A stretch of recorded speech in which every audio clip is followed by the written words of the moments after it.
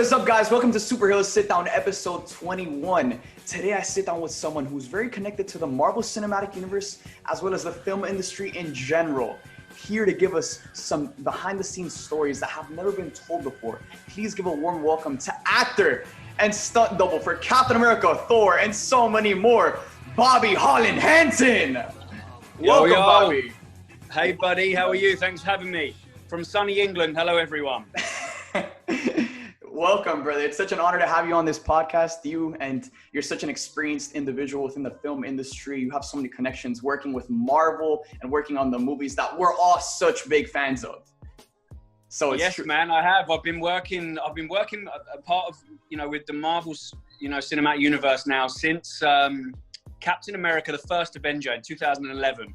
Wow. So the best part of 10 years, dude, I've worked on, as I said, Captain America, First Avenger, Thor 2, The Dark World, Avengers, Age of Ultron, Avengers Infinity War, Endgame, Ragnarok, and we are now gearing up to get ready to start rehearsals for Thor, Love and Thunder in Australia. So another installment with Taika Waititi, the genius that is, and obviously Mr. Chris Hemsworth. So very much looking forward to it, mate. Lots in the future to be preparing for, training for, looking forward to, and getting the fans ready for the big finale, if you like. Awesome. My God, you're teasing us, bro. You're teasing us. You're getting excited for something that's like 2 years away, but man, are we hyped for it?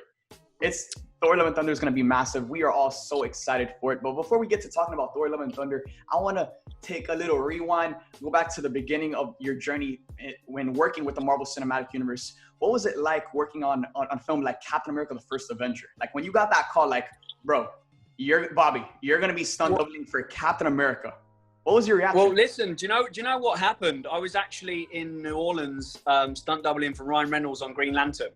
So that was what I was doing at the time. Mm-hmm. I just finished stunt doubling for James Bond in Quantum of Solace, Daniel Craig. Then I went and did Prince of Persia, stunt doubling for Jake Gyllenhaal as the character Dastan. And then I flew to New Orleans and I was there for 5 months to shoot Green Lantern. And the stunt coordinator, a good friend of mine, Steve Dent, called me that was doing Captain America First Avenger and said, listen, we've got this, it's the first one of the Marvel universe, like starting up. It's going to be the stunt double for Captain America. And I was like, dude, that would be absolutely amazing. But I was already committed and already in New Orleans because obviously I'm from the UK and I was already in the States. Mm-hmm. So I was already doing another huge, superhero, movie and working with Ryan, who's awesome. So the timing didn't work out for me to double cap, but it meant that when I finished on Green Lantern in New Orleans, I could come back to England and I worked on Captain America, the First Avenger for the last 6 to 8 weeks, I think I did. And I was just helping out and I had to have a fight with Cap. And then the next installment for me with the Marvel Universe was Thor, The Dark World in 2012. That's when I'd already met Chris Hemsworth on Snow White and the Huntsman in London. And that was right at the end of me finishing The Dark Knight Rises, doubling Batman for Christian Bale. That was Chris Nolan's last of the trilogy. Mm-hmm. So I've obviously got a lot of experience in stunt doubling for superheroes and jumping around like a crazed madman. And it's fun. I mean, like I said, I've worked on so many superhero movies now and it feels like it's part of my life, Yeah. And, in order to stunt double as these superheroes and fight against them in some instances, you have to be in some peak physical conditioning. Thor, you've stunt doubled Thor for so many movies now. And Thor is one of the most physically advanced superheroes in the entire Marvel Cinematic Universe. So how do you prepare your body to get put in that physical conditioning for these Marvel movies? Well, listen, exactly that. I mean, when I first met Chris and I was like, Jesus, this dude is a man mountain. He's huge. He's in great shape, and he's an amazing athlete. He was a kickboxer, a surfer, and it's in the Australian culture that everyone's pretty fit and they're very much outdoorsy people, which is amazing. Whereas in England, the weather's so bad normally, we're very much indoorsy people. And then when it gets to our summer and we have about 3 days of good weather, which is horrible, insane because we only get 3 days. But my background was gymnastics. I was a gymnast from the age of 4 and I retired competing in Great Britain when I was 17. So I'd already built up almost, I call it a physical degree. It was a skill set that I started at a very young age to know how to, control your body, control your center of gravity, and know how to land, fall, spatial awareness, all of those things that obviously put me in great stead and put, gave me a great head start for my stunt career. So I think because of all that hard work when I was a kid, and I think it's so important to actually find something you love when you're a child, or, and you're a kid growing up into your teenage years, that you love to put all that time in, because when you're young, you're like a sponge. You just pick up everything. And that is where I built my skeleton. That's where I built my foundation for my physicality. So a lot of that was muscle memory. So when I started to train and get ready for Thor, I had to experiment in different things. So I had to eat a lot more than I normally would. My natural size, I'm 6'1", Chris is 6'3", so I have to wear 2-inch lifts in my boots, which is like trying to do stunts in high heels. And so I can really feel for all the amazing stunt women out there that have to do that on a daily basis. And you know what? I had to, adapt my training slightly, but I still drew on a lot of my experiences from gymnastics and core and own body workout, my own body weight. But I just upped my training and upped my food intake, and before you know it, I was in a good enough shape to double Chris, and Chris was very much happy with my size. And I think what I learned was I was very vascular, so I actually looked bigger than I actually was. Obviously, my lifts in made me 6'3", but I actually looked a lot bigger than I was because I had nearly zero body fat. So it was it's very hard, and I think because I've done it a few times now, Matthew, I think my body gets used to it, but it's very, very mentally and physically demanding. It's hard.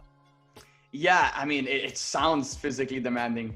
I mean, this is a kind of a section of Hollywood that doesn't get enough light. Like, you guys go through hell, and no one talks about what you guys go through, or no one gives you guys credit, because Hemsworth is out here acting, he gets a ton of credit, but you're putting in all the work on the back end, and no one's talking about you.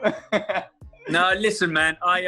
Chris is like I said, he's in phenomenal shape. He's a phenomenal athlete, and he's probably one of the only actors I've ever worked with. Him, a handful of people. They're all in great shape, but Channing Tatum was another one that I worked with and doubled for, in amazing shape. They're more than capable of doing pretty much 95% of their own stunts. The only thing is with that is it has to be done strategic, and we have to think longevity and. If, for example, Chris was to do a stunt that he didn't really need to do, we could shoot around it and use me. If he did that, because he's always keen, he wants to do it, sometimes I have to pull him back and say, look, dude, I know you can do it, but think about the logistics and the strategy of trying to make this film and get it out. All these films have a schedule they've got to stick to. They've got a release date they've got to stick to. And then once the film's finished, that not many people realize, that's got to go into post-production, and that takes another 6 months to a year with all the promotion, the editing, everything. It takes such a long time. It's such a great, well-oiled machine that works, very efficiently if it's done properly.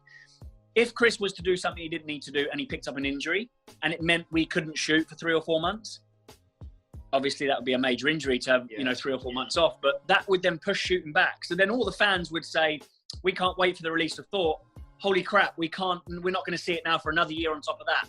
We have to try and do things. And with the schedule, it's so busy to fit that filming in. Because sometimes we film for about 4 to 5 months. When principal photography starts to when we finish, we get about an 8 to 12 week window before we start shooting to start rehearsals and break down all the action sequences. But then when we start shooting and we're ready to go, that's about 4 to 5 months. And we need to think, it's so busy that I'll be on maybe action unit, Chris is shooting dialogue on main unit with Taika, for example. Then we'll jump from units. Like, everyone works collectively as a team to make it work. And I think it's been done and it's tried and tested, and it's been done so well that this is the best way to do it. And everyone understands that. And Chris is happy for me to do the stunts for him, that it's just not worth him doing it, the risk. And again, I've been working with Chris now for the best part of 9 years. We've done 12 films together. We're very, very close friends. And he loves the way that I move for him. And I've adopted the way, his characteristics, his physicality for those years. I take my job very seriously. And, we touch wood. I'm hopefully still, got my job, which I hope with him. But I spoke to him the other day, and we're good. We're gearing up. We're getting ready to start prep and training, because it's a long process. That sounds amazing, you know, and that you just saying that coming from you who's so connected to Chris and the things happening over there at Marvel, I think that would help a lot of fans to just reassure them that this is still coming. Even though we're in the middle of a worldwide pandemic, we're putting in work for this movie. Listen, the difficult thing is, I spoke to him the other day and we're getting ready, we're gearing up to start training, which is all the stuff behind the scenes. Fingers crossed, and we hope that we all go forward with the dates that we're supposed to be going forward with. But again, we want the world to be as safe as it possibly can. And hopefully there's, you know, if we all do the right things and we stick to the guidelines, we can hopefully stick to those dates. But who knows, dude? And I hope that we can, you know, we can get it done when we're planning to, because, you know, everyone is so excited to see it. And no one more so than myself. Yes. And in a movie like Thor: The Dark World, which, correct me if I'm wrong, that was your first movie doubling as Chris as Thor, correct? Yes, it was. I met him on Snow White and the Huntsman for the last 3 weeks. I played a soldier, and I met him, and I thought he was such a good dude then. And then the following, I think it was 3 or 4 months later, we started Dark World, and we've been attached at the hip ever since. Yeah, and then working on a project like Thor: The Dark World, doubling as Chris as Thor. Do you have any like crazy stories from that experience working on your first like real like just big Marvel movie doubling fully as Chris Hemsworth? I think the timing was actually perfect for me. I think because I had already stunt doubled for some top characters and some huge characters out there, i.e. Bond, Green Lantern. You know, I just finished Batman: The Dark Knight Rises. So I'd already had a good taste of what it entails and what's needed. So I think it was good timing to meet Chris and actually step up to the next level of physicality and actually put the weight on for the film. So, dude, it was full on. It was hard work, because I think with the diet and the training, that's a job in itself, let alone all the stunt rehearsals, all the shooting, rehearse with the actors.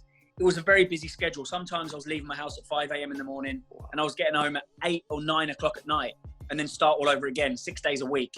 It's intense, and you almost, you know, it's a mental thing where you get yourself ready for it, and that's it. You're focused. And listen, we were rehearsing constantly. I came up with some new stunts that I'd never done before that we shot, that I'm very proud of. And the whole experience with Chris and his team, and, you know, meeting his whole family. And, you know, I'm very close to his mum and dad as well, his brothers. They're great friends of mine. So I think the whole process of how that started, and, you know, to get to know someone I guess when people think about actors he's a superstar, he's a movie star, you don't realize how down to earth he is. We're the same age, we have the same sense of humor, we laugh and joke at the same things, we're pranking each other constantly.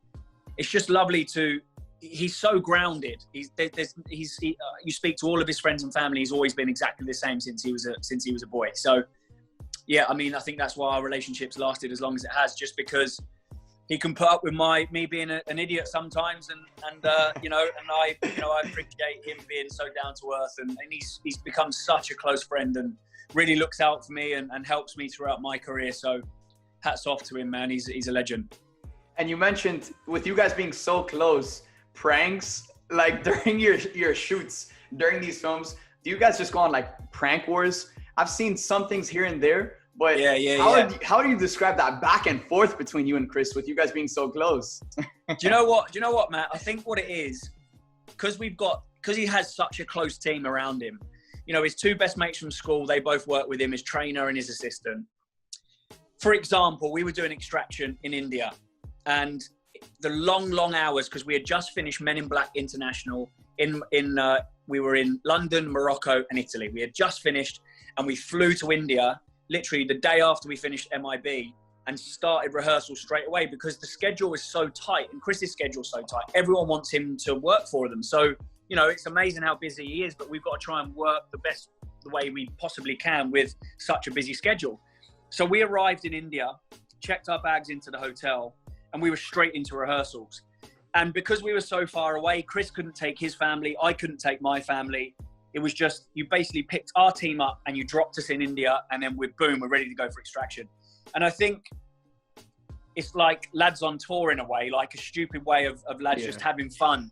We act like big kids when we're together. All boys are the same, right? We just act like big kids, and we find certainly I do find childish things funny, and I still do. I don't want to grow up. I feel like Peter Pan, you know?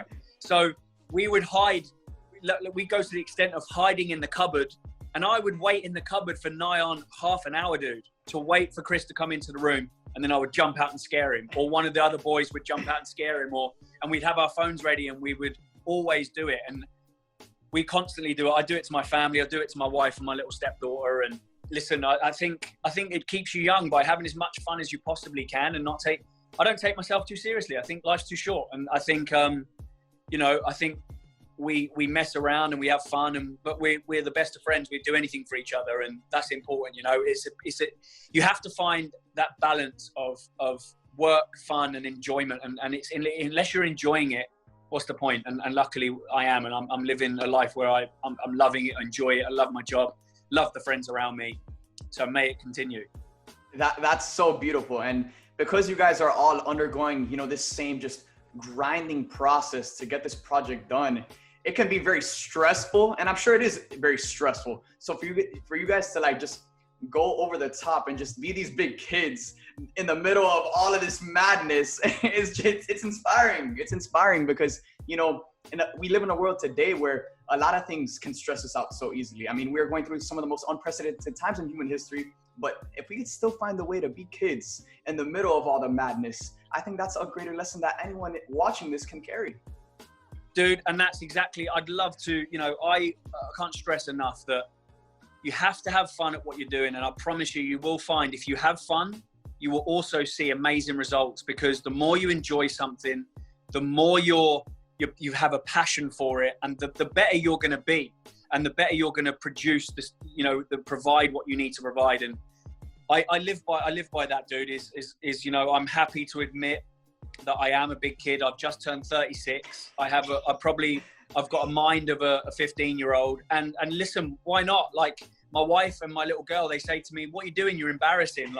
And I'm like, having fun. And it's important to, and again, I try and say, and I always say this, that if you take yourself too seriously, where is the fun if you take yourself so seriously?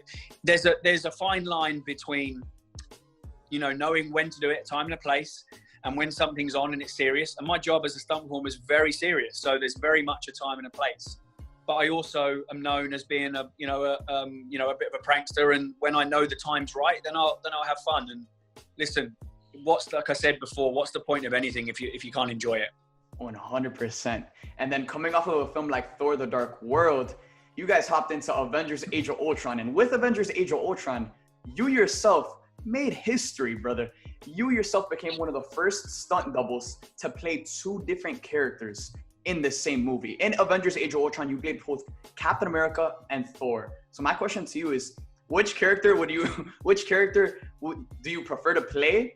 And how is that like, playing two characters in the same movie? And it's an Avengers movie. Like, this isn't just like regular Joe Schmo movie. It's one of the biggest movies in the world. Yeah, I mean, Matt, absolutely. I think it's certainly, I'm sure, like I think I've spoke before in an interview, it's certainly, I believe, the first time someone's stunt doubled for those two caliber superheroes of that stature, because they're obviously got their own franchise as individual superheroes. So I think what was amazing about that was the timing worked out perfect. The stunt coordinator, Greg Powell, is a friend of mine. He worked out the schedule, and he said, "Listen, we have a sequence that we want to shoot in South Korea with Captain America. And it's the scene where he's on top of the truck, and then I fall off the truck, the door blows off, then I'm surfing the door, then we jump onto a car." But it worked out, and I guess it's, it's fate, and it was something that, Greg called me and said, "Listen, Chris doesn't start, and Thor's character doesn't start shooting until about 8 weeks after Cap." And I think because there's so many superheroes, they need to work out in the schedule to get everyone where they've got free time themselves. They might be on another film, so it's strategically worked out to shoot sequences with different characters at different times. And it just turned out that I had just finished In the Heart of the Sea, and our character, Chris's character, and we both had to lose a lot of weight because he gets lost at sea. Straight after that, I went straight into Avengers: Age of Ultron, and at that point, I was the skinniest I've ever been, dude. I was the same size I was when I was 16-year-old gymnast, and at this time I was 30 or 32. So I went down to 76 kg, and I had to get up to something around 87, 86 kg, but that was just for Cap. Then I had to get to 90 kg for Thor. So I trained like a madman after In the Heart of the Sea, did the Cap sequence, could just about get in the Cap suit, in the costume, and I did the sequence in Korea. I then finished that sequence, flew back to London, and then I had about 5 to 6 week period before I started the Thor stuff. So I upped my training, upped my diet, and then I was ready for to be in Thor shape, and then I was Thor for the rest of the show. So, dude, it was a bucket list thing to tick off for me. I missed out on doubling Cap on the first Avenger just for timing, and I had a bit of an injury. Mm-hmm. So for it to come around again on an Avengers, I was just so stoked to be able to do that, get that out of the way, and get that ticked off in a bucket list. I wanted double Cap, and then jump straight back into Thor, and to do them both on the one movie. Yeah, dude, it's definitely a standout thing for me in my career. It's a highlight for sure. Brother, we are talking about some stuff for superheroes. Like this is the definition of a superhero right here. Coming off of the Heart of the Sea, being so skinny, then hopping into double Chris Evans as Captain America, and then going up to Chris Hemsworth to double him as Thor. What? This is just, it's insane. It's insane what you've gone through, and it's so inspiring to see the amount of dedication and passion that you put into your work, because you know, for just a human being to go through that level of stress in their body, that's just passion and love right there for what they're doing.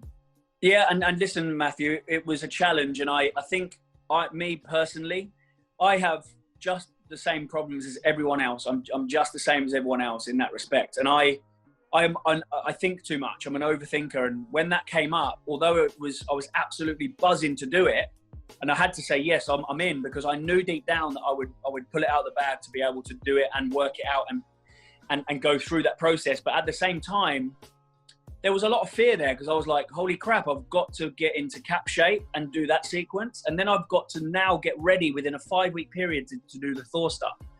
And I just want to say, you know, anyone that's listening, is everything that you do in life, if it's a challenge, it's worth doing. And if you can and I promise you will get through it. To have that bit of anxiety and that fear about something is also good. It's healthy. It means you care about it. It means you're passionate. And if you have that passion, you have that will and that desire to succeed and get through it, 100% you will. And I just want to say, it's okay to feel nervous and have that fear, because again, it shows that you want it bad enough. And if you want it bad enough, you will do it.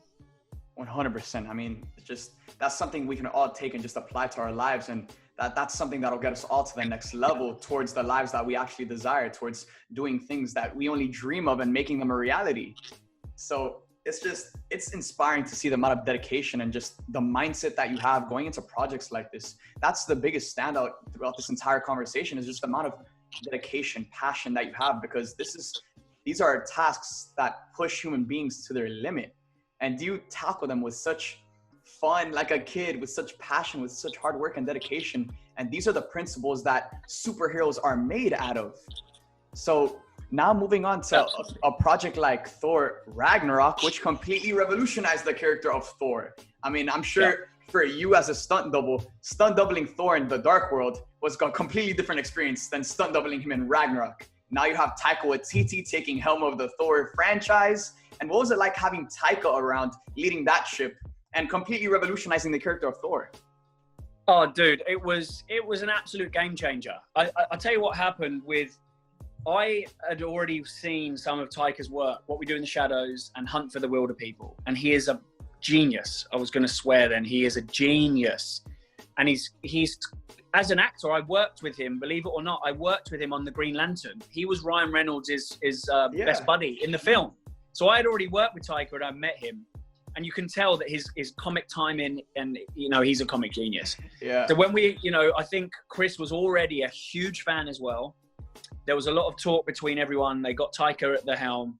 And dude, I cannot tell you, this is the perfect example of someone that has the most amazing amount of fun, that is like a big kid, but is probably one of the best at his craft in the game in history. I swear to God, when I worked with him on that show, it still hands down is one of the best shows I've ever experienced in every single aspect.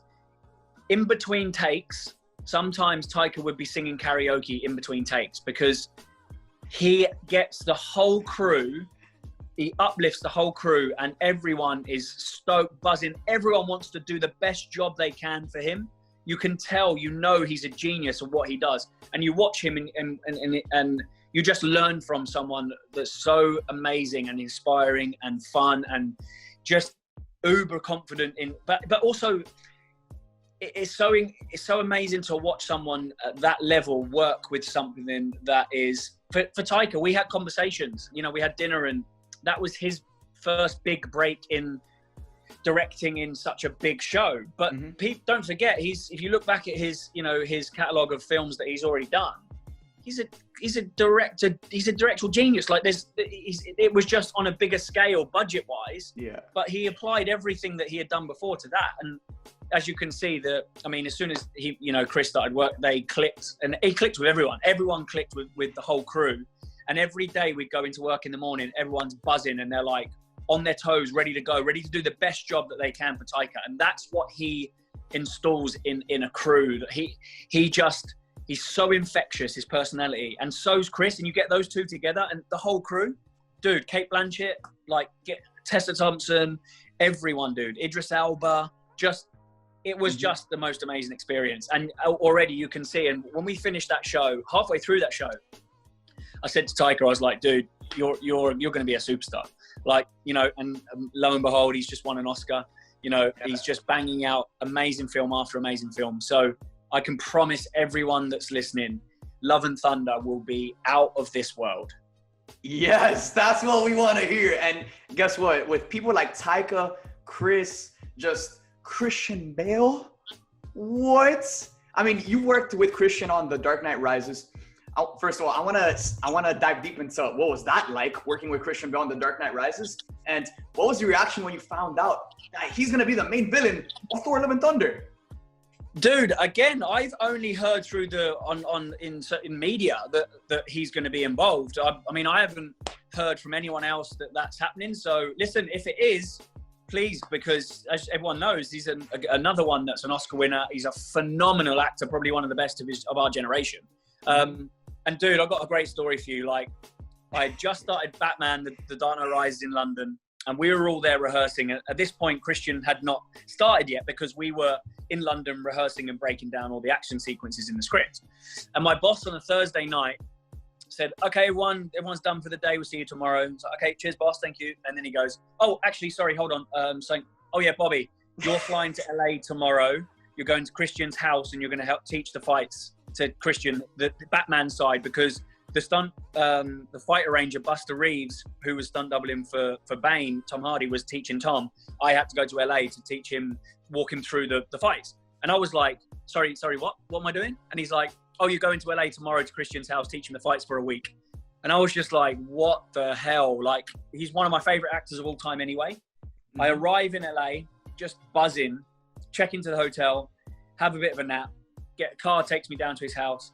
I knock on the door, and his little girl answers the door. She's amazing, like lovely girl, lovely little girl. Answers the door. Hey, yeah, I'll just grab my dad for you. I'm like, holy crap! I'm standing at Christian's door. He comes to the door. He's like, oh, hey, buddy, come in. Nice to meet you. Like, so we go into his garden and we start walking through the fight. And I'm in Batman's garden in LA. I'm from a small town in the south of England in Portsmouth, and I'm now in Christian's house at 25 in his garden going through the fights. And can I tell you, dude, what an amazing man, what an amazing professional, phenomenal at his craft. And I literally would sit there with him and he would make notes of walking through the fight. The next day I'd come, he had it down, like didn't even have to look at the notes, like bam, his memory is ridiculous. Phenomenal experience. And it was just so amazing to work with him. And then I was lucky enough to then work with him again and stunt double him on a film called The Promise in Spain. So it was great to see him again. And listen, dude, he is amazing. Like, I can't tell you enough how amazing that experience was. And just to get to work with someone of his caliber, wow, dude, just amazing.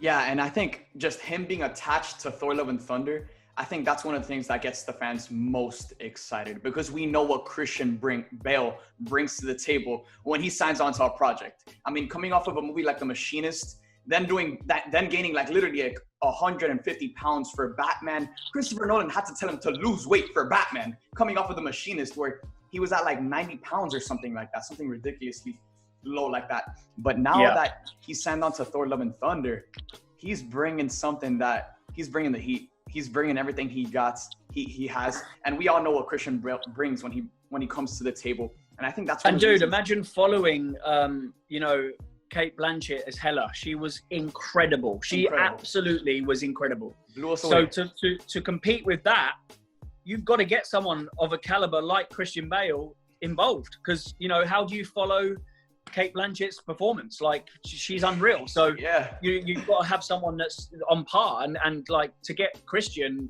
well, it would be incredible. That, I mean, talking to you, I've seen little snippets in the press, but who knows? But I mean, if he is involved, dude, then it's just going to be even better than it's going to be originally, Yeah, and then just when you think Chris Hemsworth going up against Christian Bale, mwah, this is going to be amazing. And Kate Blanchett was just fantastic. She was just fantastic as Hela in Ragnarok, one of the best villains in the entire Marvel Cinematic Universe, and just killed that role from beginning to end. And going back to Thor Ragnarok, do you have any like crazy stories that you can share with us from working with Thor Ragnarok? Because again, with that movie doing so much for the character of Thor, I'm sure you have some crazy stories to tell with Ragnarok. Dude, on a more of a serious note, I picked up probably more injuries on that show than I have in my whole career in one show. It was just very stunt heavy, and we wanted to raise the bar, and we shot some really cool stuff, but I was injured a lot. But on more of a lighter note, a funny story on set. I was in my rehearsal gear. I wasn't actually in Thor costume. Chris was shooting on main unit with Taika. I was on the rehearsal stage, rehearsing with the stunt team. Mm-hmm. Once I'd finished that stunt, I said to my boss, I was like, I'm just going to pop over to the main unit and see Chris, check everything's okay, see that the team's all good. So I go over there. As I walk into the set, I've got my radio on my side. I'm in my normal clothes. And I see Chris is like, just getting he's having final looks before we start shooting. Mm-hmm. So he's like, oh, Bob, come here. So I'll go over. We start chatting. I think we're talking about the UFC, because we both love UFC. I think we're talking about the fights. And I think we just started talking, and I was in my own little world, and we were talking. And he was looking, I could see his eye line, and he's looking around. And before I knew it, it was literally just me and him standing in the middle of the set, and they were just getting ready to go. But all I heard was, okay, guys, and we're going in 3, and Chris like, you better go, because, and I looked around, and everyone is behind the monitor, and the actual camera was on a crane, and it was doing a 360 around the set. And it was just Chris on his own, walking, like, looking like, strong and huge like Thor, walking through the set. And I was like, holy shit, where am I going to go? So I literally, as they're like 3, 2, 1, I run across the set, and I dive over a set table that's got fruit on this big, Asgardian bowl, and I dive across the table, and it's all silent, and I just clip the bowl of fruit, and it just goes ping, crashes on the floor, dude, really loud. And I was literally like, I laid on the floor, and I just wanted the floor to open up and swallow me, dude. It was and then all I hear, this is what I love Taika so much. I sit there for a second, and I'm like, oh my God, what have I done? I'm obviously red as a tomato, dude. And I'm like, what have I done? And I hear, and cut. So as I look over the table, I'm like, okay, I don't know if anyone saw that. So as I stand up, I go to walk off. I just hear Taika behind me go, yeah, good job, Bobby. I saw that, mate. Nice one. And I was just like, no, dude. It's the worst thing to be caught in. And listen, dude, it was absolutely my fault. That was a minute there where I was being unprofessional, and I should have, but I think in a way, Chris was kind of pranking me there and kept me over there for longer than I should have been, to see if I could get out the shot, dude, because it was brutal. That sounds like something Chris would pull on you. Yeah, absolutely, dude. Absolutely. And then coming off of a movie like Thor Ragnarok, where, Thor, the action for Thor was just so elevated. I mean, the character was so much more powerful after Ragnarok than he was in The Dark World and Age of Ultron and in the other Avengers movies. Yep. So then after Ragnarok, you guys hopped into Avengers Infinity War. What was that like, hopping into the biggest production of all time? At the time, Avengers Infinity War was going to be the biggest movie of all time. And what was it like hopping on that project? Dude, I think, again, of a film of that scale, that kind of budget, and that amount of superheroes in one movie, you think it was way more than even Age of Ultron, and that was hard. So when we went from Ragnarok to there, the blessing in disguise there was the Russos were directing that movie and Endgame, because they are absolute geniuses. They really are geniuses. And I arrived in Atlanta, we started rehearsing, and Sam Hargrave is a friend of mine, but he's also used to be Captain America's stunt double. He was actually stunt coordinator, stroke second unit director over those two movies. And Sam's got an amazing vision. He knows the best people to get because he's been a performer himself for many, many years at the highest level. And he was just so good at, you know, getting the right people. He's got an amazing eye. He knows what he wants with his action. He knows how he wants it to look. So we always knew that the action was going to be incredible. But what it meant was each character, because they was going to have smaller screen time, when they did have their screen time, it needed to be something epic. It needed to be something that was big to be remembered by, in a way, if that makes sense. So the action, the stunts, I ended up doing some stunts that I've never even dreamt I could do, that Sam had put together, and his vision was there. And there was some gnarly gags in there. There's a ratchet that's on my Instagram where I get ratcheted into a tree and then Scorpion face first into the ground, because it's where Thanos hits Thor across the room, and that was CG Thanos' hand because of the size. And I just literally get pulled off my feet, dude. I almost leave my boots where they are. I get ratcheted into a tree, back first and head first, and then straight into the ground. And I was seeing stars for a minute there. And I did there's another one where E-Tree hits Thor across the room, and I do a full twisting ratchet into a bin, back first and then straight onto my head. It was full on, that show, dude. But I mean, what an amazing, you know, what the whole crew that got together and pulled off that. It's incredible what happened. It made history, as you know, as in Endgame being the biggest grossing movie of all time. It was just an incredible experience. Yeah, I mean, that Avengers Infinity War was something that has never been done before. And just the scale of it just blew everyone away. And then on Infinity War, you know, because it had so many characters, and Endgame, because like half of the characters were snapped, you had more screen time for like the main characters. But on Infinity War, you had everyone in there. So like the small screen time that each character had, they had to do something epic.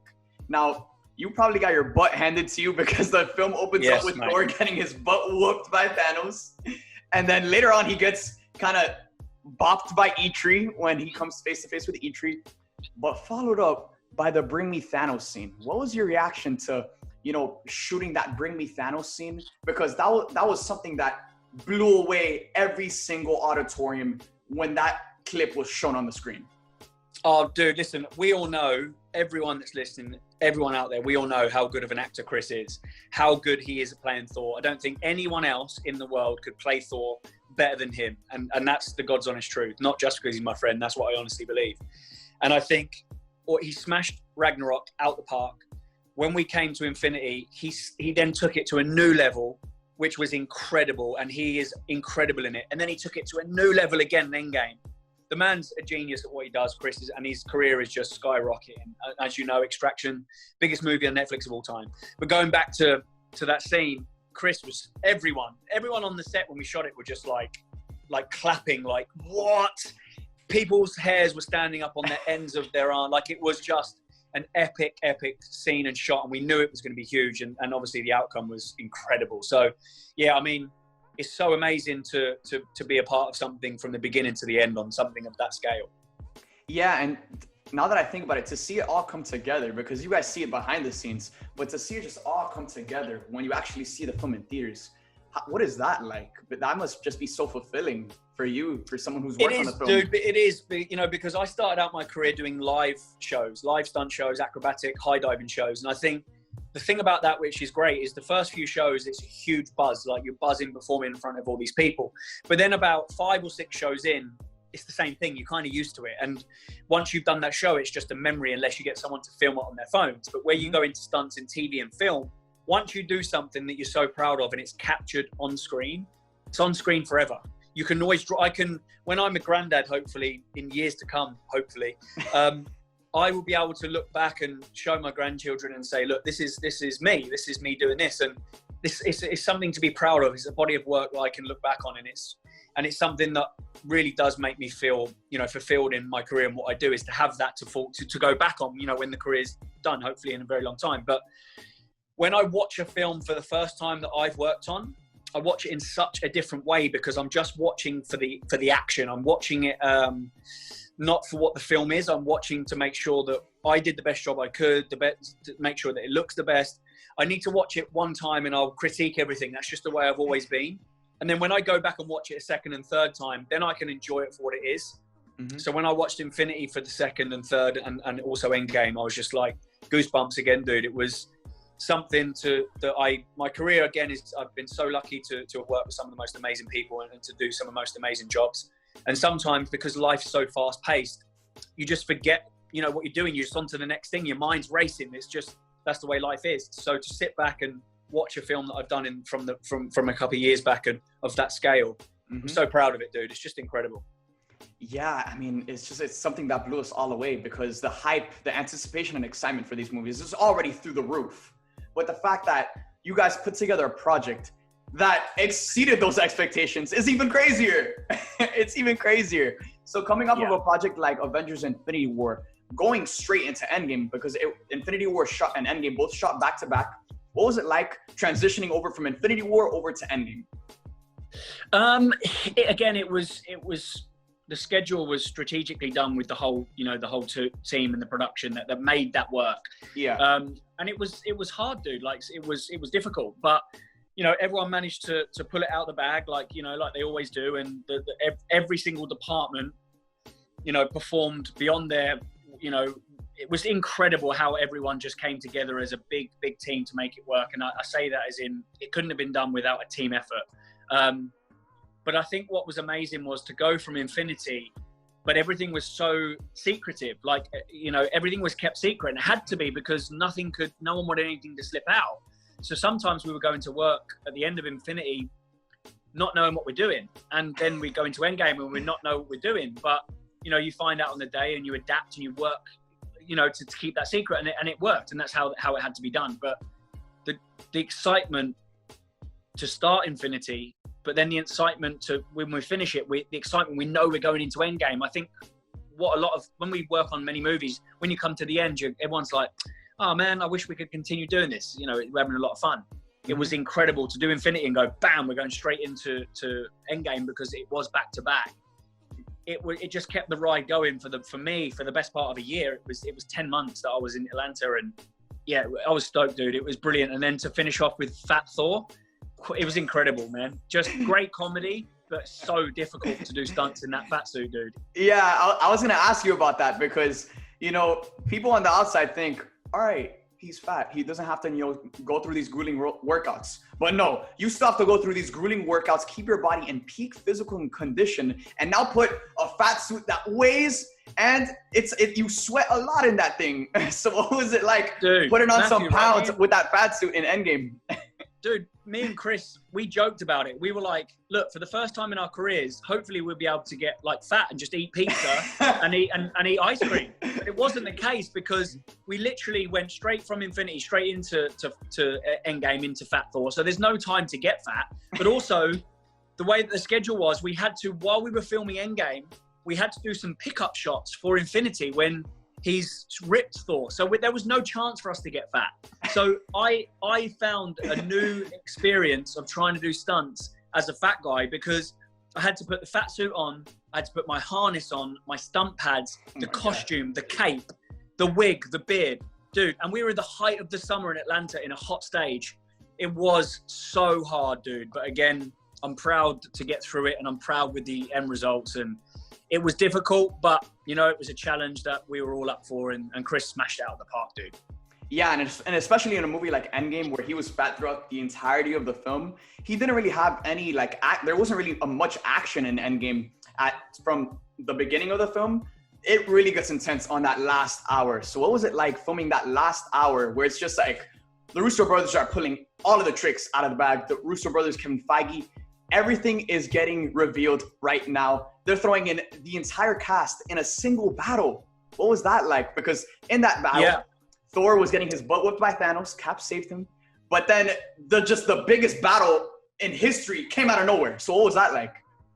Yeah, well, I guess what people don't realize as well when we film something like that is it's not always in sequence because of timing, locations, actors' availability.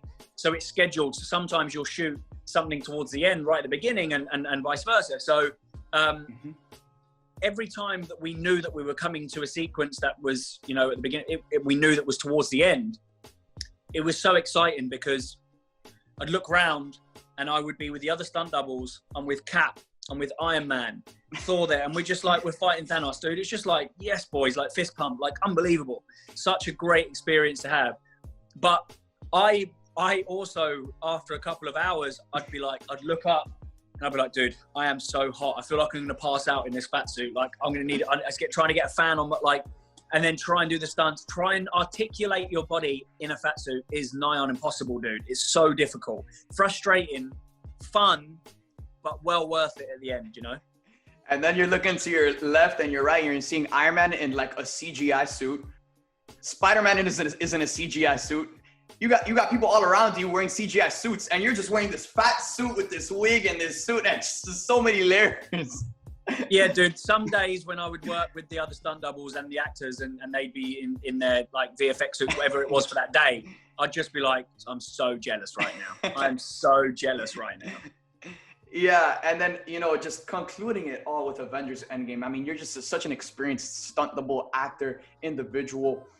I wanted to ask you, you're just so passionate about all of this, but with you having gone through so many injuries, so many just gruesome things throughout your entire career, what made you want to get out of your bed one day and say, I want to put myself in danger for a living?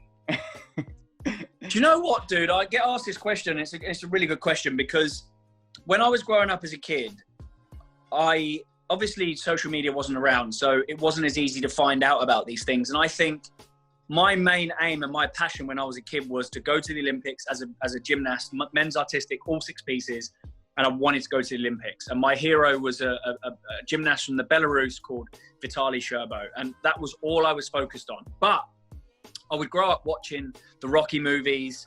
I'd watch Arnold Schwarzenegger in Terminator and Commando, and Jean-Claude Van Damme in Kickboxer and Cyborg and all those films. So I grew up watching those films and I loved them. I was just like, and absolutely more so than anything was Rocky. I loved the underdog win. I loved them, the whole series. But I didn't realize that there were stunt guys. And it wasn't until I was about 21. I started live shows when I was 19 and I was doing acrobatic live stunt shows and, you know, high diving shows. And then when I was 21, I actually saw Casino Royale. It was the first Daniel Craig Bond movie, and an ex-gymnast that I used to look up to was a guy called Marvin Campbell. He went to the Olympics in '92, and I saw his name come up at the end credits, and he said that he was stunt doubling for one of the actors, and I was like, hold on, wait, he used to do gymnastics, and now he's doing stunts in film. This is how what I maybe could, you know, this could take me to the, you know, next level. This is what I need to do. So I researched it, looked into it. And here in the UK, we have a criteria. You have to be a member of the UK British Stunt Register. And to become a member, you have to qualify in 6 disciplines and be elite at 6 disciplines. You can choose from like a possible 12, but you have to have 6 in the categories and you have to take the test to pass. So luckily for me, because of my gymnastics, high diving and trampolining background, I literally just had to go and take the tests and I passed on all those 3 without training because it was my background. So I had 3 skills already and I was like, okay, dude, I'm halfway there. So then you have to choose a martial art. So I chose kickboxing, and you have to be a brown belt, go through all of the process to get to brown belt. And then you have to have 2 amateur fights and record them to prove that you did it. So I did that. I trained with a friend of mine back in Southampton that was a European kickboxing champion that helped me on one-to-one sessions and with group sessions. So I smashed through that. And then I had scuba diving and swimming were my other 2 to get the 6 and finish. And that in itself, dude, was a grueling challenge. I was working full time. And then with the money I was getting, I was then going and spending it training. So I was working and training and funding it. It's expensive, but it was just something that I had in my mind and I had to achieve it. I had to do it because I wanted to do stunts in TV and film. I got qualified. Obviously, I did Bond just before I got qualified, did the last 2 Harry Potters. And now I'm sitting here, you know, 13 years later, and I've done 51 full feature movies in film and TV. So listen, dude, anything is possible. If you put your mind to it, anything is possible. What a story. This a movie, a comic has to be made out of you. I know that you and Chris are going to start working on the Hulk Hogan biopic. So I don't know what's happening with that. I know there's talk of it again, but you know, who knows? I mean, that would be a great movie to be on and work on. I think it would be a little bit daunting trying to get into Hulk Hogan shape because Jesus, that would be intense. But listen, if it happens, that'd be amazing. I haven't heard anything about it. But again, that would be another great, because I grew up watching wrestling and Hulk Hogan and the Ultimate Warrior and Bret the Hitman Hart. They were all my favorites, so it would be amazing. Yeah, I mean, that's certainly something to cross off your bucket list, to check off that you played one of your heroes growing up as a kid. Absolutely. So now, Bobby, you're not just stunt doubling anymore. You're an experienced actor. You're one of the greatest stunt doubles of all time. But now you're working on a new film, and you have a new film coming out called School Fight. I wanted to talk about this because now you're coming out of the shadows. So you're not just a stunt double anymore. Now people are going to see you in front of the main camera as the actor, as the talented individual that you are. So what was it like, you know, now taking a step into acting with your new movie School Fight? Yeah, and I think the difference is, I think, like you did touch on that, and it's a good point, is I have experience in acting, and I think stunt acting, action acting, because you, as a stunt performer, you have to have an element of acting skill to portray the stunts where it's believable and the audience read it. That is acting. So absolutely, physically, that was something that I've been doing for a very long time. I had a back injury and I had surgery, and I had to take, I spoke with Chris and we planned it after extraction that I would take, you know, about 6 to 9 months off and have this back surgery. And by having the back surgery, it meant I couldn't do stunts for that period of time.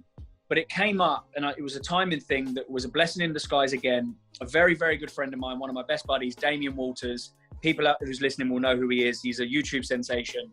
He was the guy that kind of reinvented parkour free running. He's unbelievable. He's an amazing stunt performer, but he's one of the most talented people I've ever met in my entire life. And that goes for everything that he does. He shoots and directs, and he wrote this script, School Fight.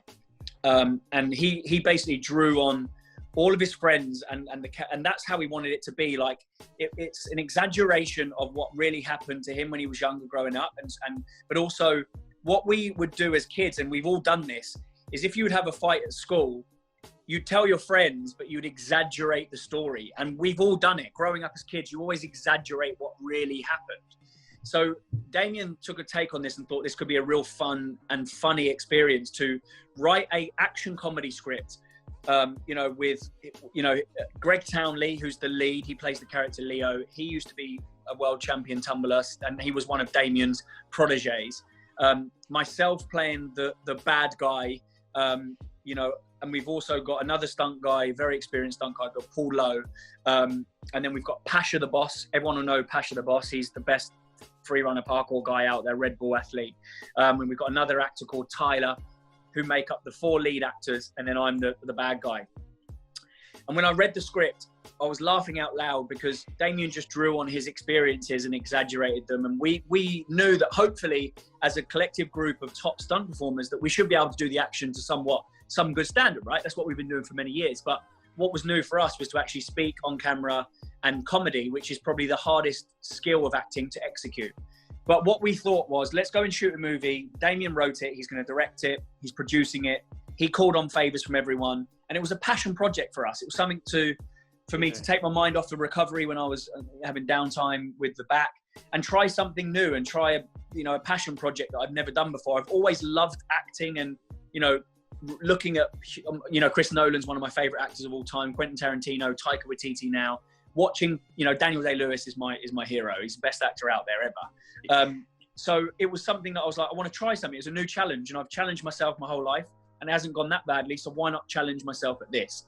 And it was daunting. It was an experience where I was kind of like, oh, what happens if I'm terrible? But that's every walk of life. Unless you try, you don't know. And if you fail, if you don't try, because by not trying, you've already failed. So if you try and you fail, take that as a learning curve and just learn from it, and improve it the next time. And I had to step outside my comfort zone, go into this movie with, a completely open mind and go for it. And I can't tell you, it was the most amazing experience of my entire life. I was working on an action comedy with my best friends, having fun, shooting some incredible stuff, because Damien Walters is an absolute genius, guys. Watch this space. we've now created this incredible thing. We shot the whole action sequence in Dubai because it's exaggerated action, because we had the free range to do that because it's part of the story. And I'm telling you, the guys were phenomenal. I promise you, everyone that's watching this, the movie we're hoping will probably be ready and out. Maybe, hopefully by the end of the year. We don't know. It's still in the process of post-production, and that takes time. But it's amongst some very, very big, huge conversations with some huge people involved, which is amazing for us, that we're stoked about. And I think everyone's going to be, I can promise you the action's incredible. Greg Townley, who plays the lead character Leo, is just phenomenal. He's like the new Jackie Chan dude. He's unbelievable at what he does. But everyone smashed it out of the park with their acting. And I really believe that. And I hope that everyone, feels the same when they watch it, because the feedback that we've got from our peers in the profession and everyone that I've, shown little clips to, that I've managed to be able to show clips to, we've had to keep them very close to our chest. We've had the most amazing feedback, and it's just, egged us on to be like, whoa, dude, we'd love to do it again. And hopefully we can, but watch this space. School Fight. We've got an Instagram page, School Fight. Check out Damien Walters and the guys. And I'm stoked and buzzing to talk to you about it, because, I haven't spoke to many people about it, but I can tell you, hopefully by the end of this year, it'll be a great comedy and action that people will have never seen before. When you say that the action is going to be next level, and that's coming from you, I mean, we've heard all of the stories. That's coming from you, bro. Like, I'm super excited about this project. And guys, make sure to check the link in the description. I will link the Instagram and all of the info we have regarding this film and the links in the description. So make sure to check that out. But Bobby, as we bring this home and conclude this podcast, now looking forward, the fans watching this are most excited for School Fight, and then we also got Thor: Love and Thunder. What are you looking forward to with Thor: Love and Thunder? And can you give us just an insight of what your experience with that is going to be like, or what you're looking forward to? Well, what I'm looking forward to is teaming back up with Taika, because we're very good friends and he's a genius. Getting back with the boys in Australia with Chris and the team, because I haven't seen them for a very long time because of obviously this horrific pandemic that's happened in the world. But I'm excited to be shooting. It will probably be the funniest movie of all time. So I can't wait for that, because Taika wrote it as well.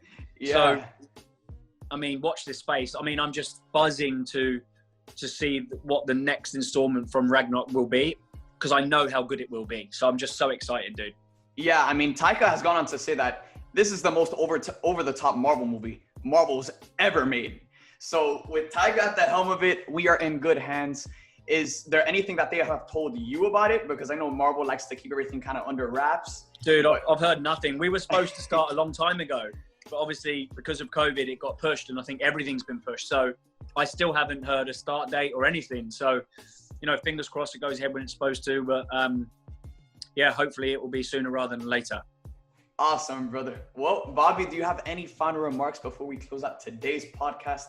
Thank you for coming on here. You are one of the greatest stunt doubles of all time, and it's truly an honor to have you on this podcast, serving the audience that are watching this. So thank you so much. Any final remarks?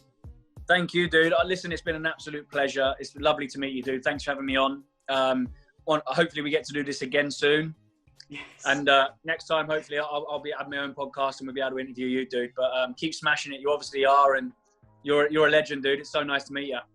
Thank you so much, brother. Guys, with that being said, make sure to check out all of Bobby's links in the description. You guys heard how awesome this guy is. Check him out on TikTok, Instagram, on everything. With that being said, guys, thank you guys for tuning in to Superhero Sitdown episode 21. I hope you guys enjoyed. I love you guys 3000, and I'll see you guys next time.